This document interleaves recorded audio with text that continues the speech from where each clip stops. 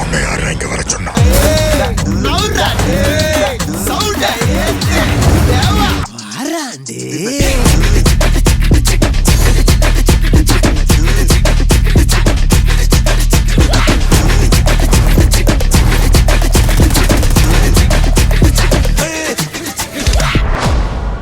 போனதெல்லாம் போட்டோம், அதை பத்தியெல்லாம் நினைக்க கூடாது.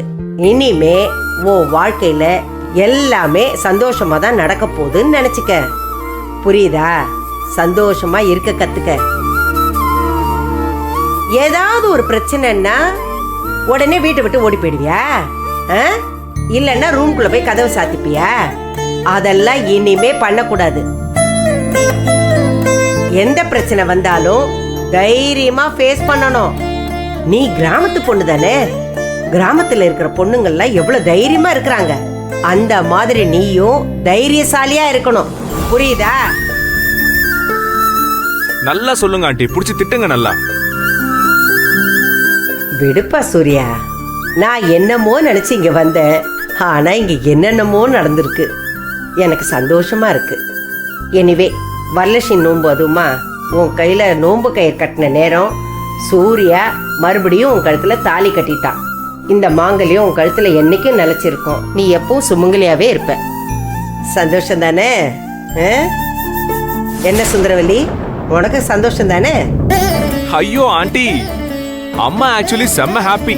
அவங்க முகத்தை பார்த்தாலே தெரியலையா? நந்தினி, உன் கையால இந்த கிஃப்ட் எல்லாம் எடுத்து எல்லாருக்கும் கொடு. ஏய் கல்யாணம், ஹெல்ப் பண்ணு. சரிங்க. எல்லாரும் வாங்க. Come on.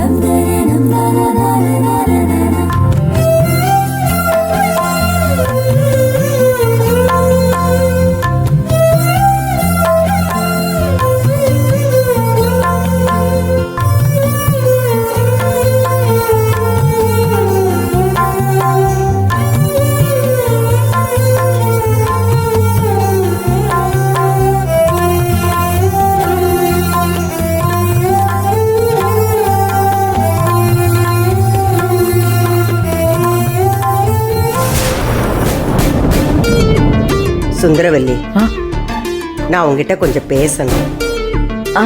சொல்லுங்க.